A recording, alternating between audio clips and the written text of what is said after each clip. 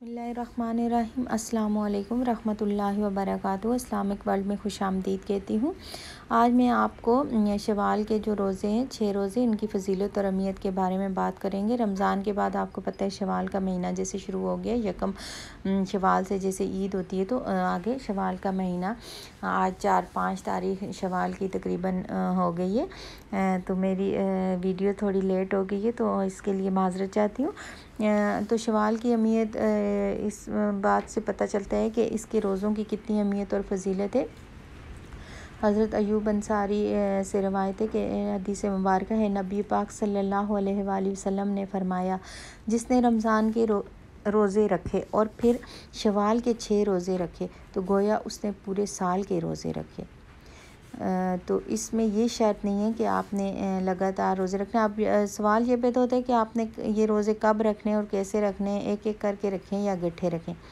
इसमें कोई ऐसी शर्त नहीं है कि आप लगातार रोज़े रखें या आप इसके फ़ौरन बाद रोज़े रखें। आपको जैसे सहूलत हो आप रोज़े रख सकते हैं। फिर एक और जगह पे नबी पाक सल्लल्लाहु अलैहि वसल्लम ने फरमाया कि मुझे सोमवार और जुमेरात का रोज़ा रखना बहुत पसंद है, क्योंकि सोमवार और जुमेरात को लोगों के अमाल जो हैं वो अल्लाह ताला के पेश किए जाते हैं। तो नबी पाक सल्लल्लाहु अलैहि वसल्लम ने फरमाया कि मैं चाहता हूँ कि जब मेरे अमाल अल्लाह के हज़ूर पेश किए जाएं तो मैं रोज़े से हूँ। तो इससे पता चलता है सोमवार और जुमेरात के रोज़े की कितनी अहमियत है।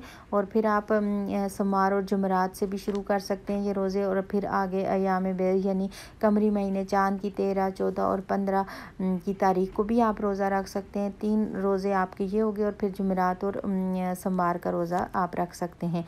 अगर आप ज़्यादा रोज़े रखने की ताकत है आप में, अगर आप रख सकते हैं ज़्यादा रोज़े तो अच्छी बात है। फिर 6 नफली रोज़े ये होते हैं, ये ख्याल गलत है कि आपने शवाल के दूसरे दिन से ही रोज़े रखना शुरू करने। जब आप चाहें आप एक रोज़ा छोड़ें और एक रखें, फिर 2-3 दिन का गैप दें और फिर रख सकते हैं। जैसे औरतों के रोज़े छूट जाते हैं मखसूस अयाम में, रमज़ान में छूट जाते हैं, तो वो भी आप शवाल में पूरे कर सकते हैं।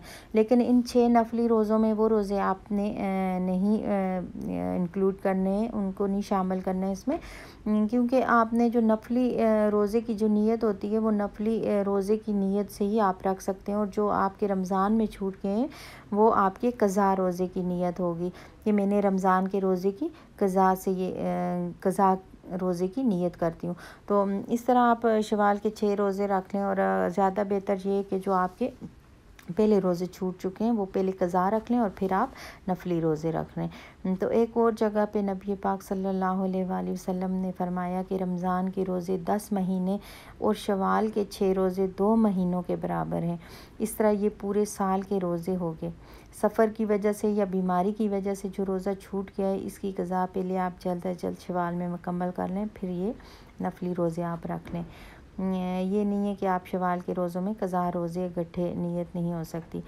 मौजूदा दौर में अगर आप कोई एक भी सुन्नत साल भर पूरा कर लें, इस पर अमल कर लें, तो ये बहुत मुनासिब होगा और ये मुक़र्रबीन वाले अमाल में से है। अल्लाह मुझे और आपको नबी पाक सल्लल्लाहु अलैहि वसल्लम की पैरवी करने और उनकी सुन्नतों पर अमल करने की तौफ़ीक़ अता फ़रमाए। आमीन सुम्मा आमीन।